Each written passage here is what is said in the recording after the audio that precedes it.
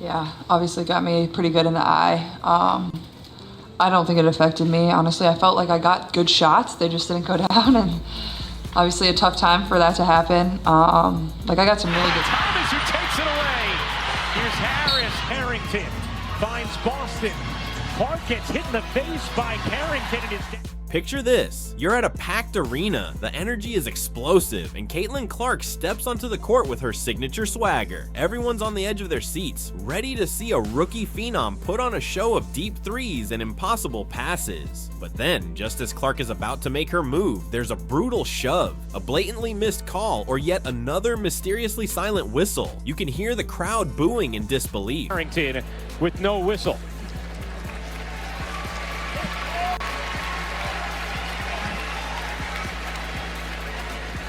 Happens once, then twice, then over and over again until it's impossible to ignore. Is this just the price of competing at the highest level, or is there something deeper at play? Fans are starting to ask if we're witnessing a disturbing trend. Referees who appeared to be zeroed in on Caitlin Clark, allowing defenders to hack, push, and body check her without consequence. There have been several moments when even the commentators on national broadcasts have paused to question what's happening. We've got folks on social media saying that if these calls, rather these non-calls, were happening to any other star player, there'd be major uproar, maybe even fines or suspensions dished out. Yet, in game after game, Clark is taking elbows to the face, hits to the body, and borderline dangerous screens that send her tumbling to the hardwood.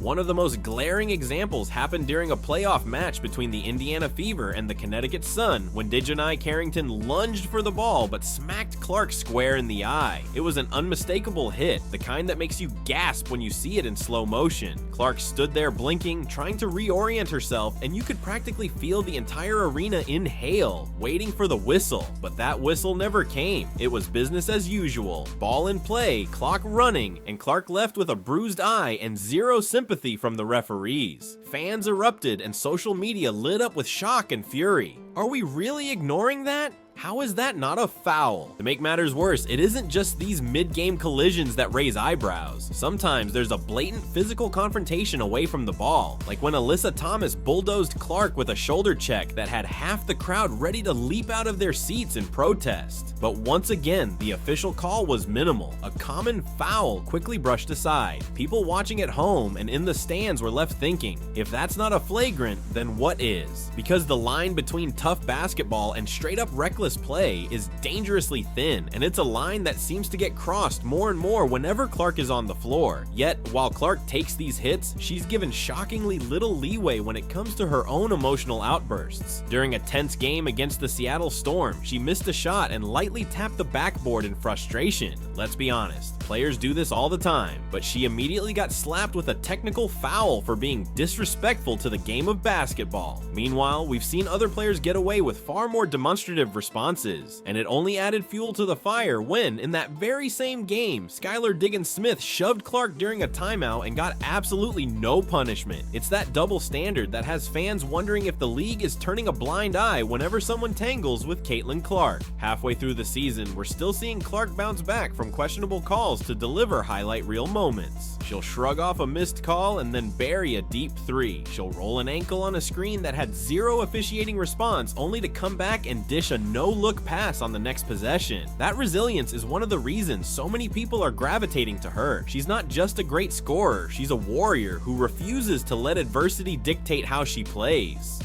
Yet there's a bigger issue here. For fans, it's entertaining to watch her fight through adversity, but it's also alarming. People are concerned that it might take a serious injury for referees to start providing consistent protection. Because if Clark can't get a whistle when she's taking elbows to the head, what's it going to take? Benefits? Now you're gonna do it anyway, and I get that, but you see my point? Higher television ratings, higher attendance figures. Ladies and gentlemen, that doesn't come courtesy of a league. It comes courtesy of the players that play in the league. Here's a thought for you. In any pro sport, officiating is supposed to provide balance to ensure fairness and safety without overshadowing the game itself. But in these Clark moments, officiating has become a talking point bigger than the games. That's never a good sign. When fans leave the arena talking more about that awful non-call than the actual performance on the floor, it's a red flag. It diminishes trust in the league, and for a league working hard to expand its fan base, especially with exciting newcomers like Caitlin Clark. Inconsistent officiating can undo a lot of the positive momentum. Listen, if you're as passionate about basketball as we are here at Court Vision 360, you know we always dig deeper than the box score. Right now, we want to hear from you. If you're new to the channel, make sure to hit that subscribe button and ring the notification bell. Share your take in the comments. Is the WNBA ignoring blatant fouls on Caitlin Clark? Or is this just a byproduct of rookie hazing? Let's get your insights, your opinions, your hot takes. We've got plenty more stories to uncover, but we can't do it without you, so jump in and become part of this community. Now, let's get back to the action. Now look at all these fouls. That's foul here, foul there. That's 2 fouls. 3 fouls, 4 fouls. None of them called. They've been fouling her. The refs ain't calling it. At this point, I think the referees hating. Of bias has become a top subject on fan forums. One theory is that Clark, because of her high-profile collegiate career and the hype surrounding her transition to the WNBA, is drawing more aggressive defense than a typical rookie. Defenders want to test her limits, prove that she's not going to walk into the league and dominate right away. That means hard screens, extra physical contact in the paint, and relentless pressure on every drive. Another theory is that referees are aware of the hype around her and don't want to be seen giving her star treatment. So instead of calling every foul, they let things slide, thinking it will even out the game. The reality might be a combination of both, or maybe something else entirely. We also have to factor in the broader conversation around women's sports. The WNBA has been fighting for more visibility and respect, but the last thing it needs is officiating scandals overshadowing the product on the floor.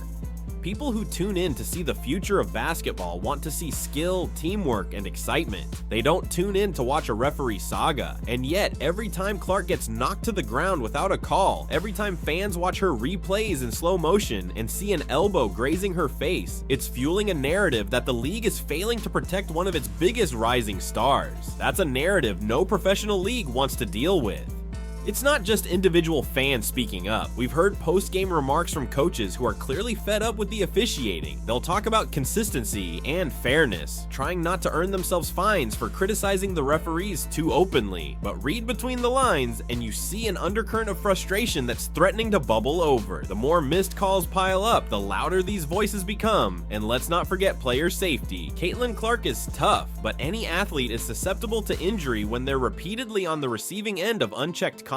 We've seen the bruises and the rolled ankles. We've watched her hold her face or her side after a nasty collision. Should it really take a serious injury for officials to realize that something is off? On the flip side, some fans argue this is just how the pros play. They'll say Clark needs to learn it's a more physical league than college. They'll point to legends who got roughed up in their early years and had to earn the respect of referees. Is that a valid point, or is it just an excuse for letting dangerous contact go uncalled? The fact that we're even having this discussion shows how polarizing the subject is. But for all the talk about earning your stripes, we've rarely seen so many consistent high-impact collisions overlooked with a brand new star player. Most times, the league is eager to protect marketable names, not leave them on the floor in pain. Clark's mental and emotional resilience deserves its own spotlight. She doesn't shy away from contact or complain to the media about every missed call. Instead, she fights through it, uses it as fuel. If you watch her after a missed call, she'll give a frustrated glance or a quick comment, then sprint down the court and put up points on the next possession. That unwavering focus is part of her allure. Fans love to see a player who won't be bullied, who channels adversity into motivation, but even that has limits. You can't expect a player to keep their head down and grind forever if they feel systematically targeted. At some point, morale erodes, trust in the system breaks, and you've got yourself a deeper problem than just a few bad calls.